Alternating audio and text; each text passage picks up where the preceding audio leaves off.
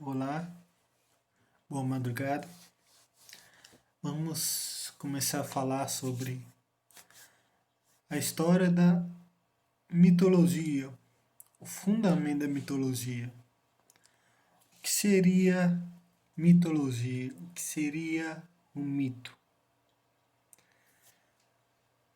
Conta a história que antigamente pais e mães contava os mitos para os seus filhos. Falava sobre as culturas que continha a cada mito, porque cada mito carregava consigo uma história. E essa história carregava-se deuses. Para que, se alguma coisa acontecesse de errado, os pais contavam a história dos mitos para, de uma maneira, incomodar as crianças, para não mentir, para não enganar os outros. Era uma forma de educar as crianças naquele tempo. Mito, mitologia. Agora vamos a uma introdução das boas. Uma introdução. A origem e fundamento da mitologia. O que é música? O que seria música?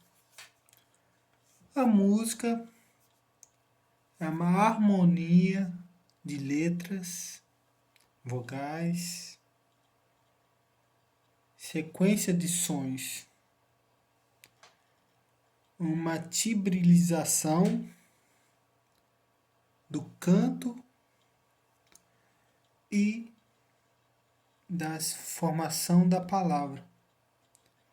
A música é a alegria, a música ela é a experiência do viver, porque cada um consigo carrega a definição da música, mas temos que ficar atento que cada um de nós tem a nossa música.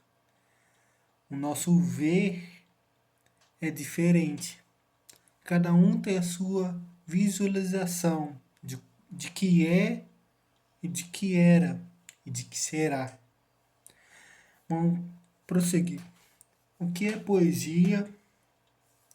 Poesia nada mais, nada menos que conjuntos de palavras, letras que juntas formam frases e frase forma texto e texto forma poesias.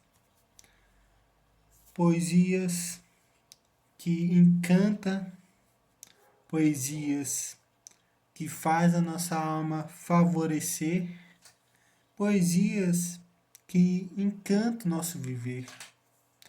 O que é mitologia? Essas são as perguntas sobre as quais não é possível refletir sem uma relação real pré-existente com o próprio tema em questão. Tudo isso é natural, é óbvio. Não.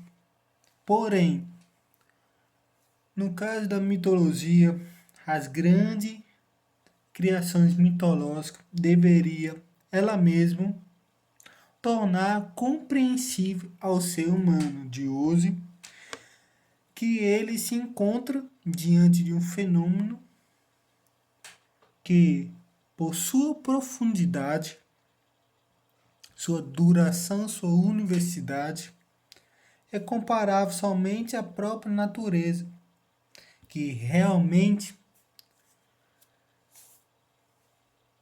se propõe a divulgar o conhecimento das mitologias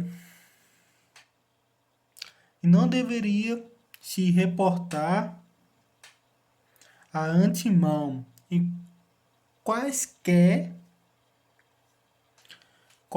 consideração ou juízos teóricos, nem mesmo aos de Serling, de que provém o elogio à mitologia que citamos, tampouco deveria se referir em demasias às fontes.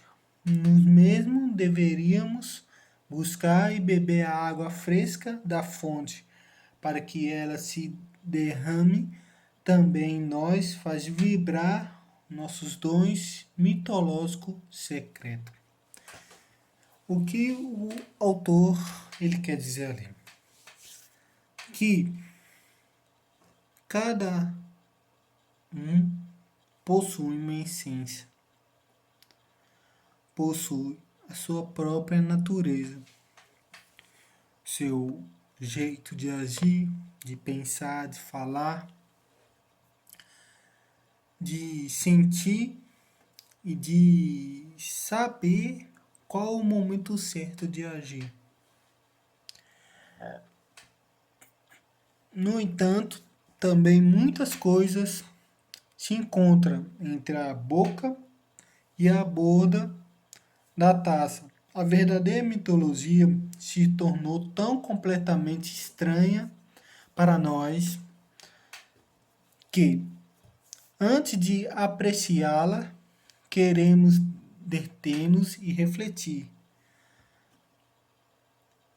Trata-se não apenas das vantagens e desvantagens da mitologia. Sobre isso, o psicólogo e psicoterapeuta dirá sua palavra nesse livro.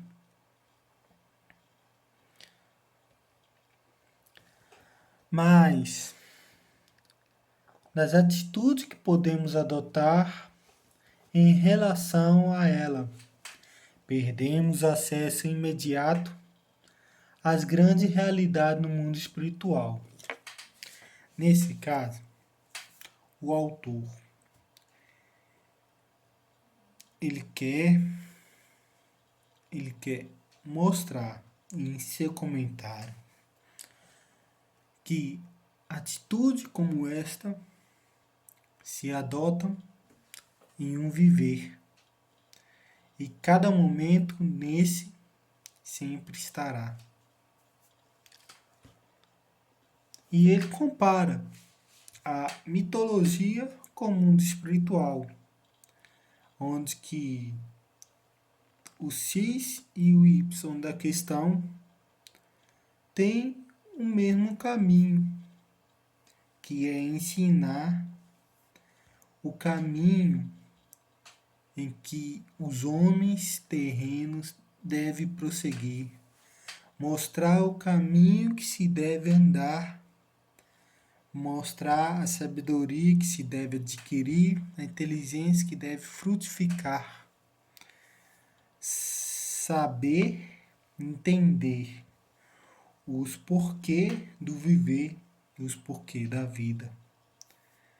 Sempre teremos as perguntas em nós mesmos, mas nunca acharemos sempre as respostas certas em momentos certos.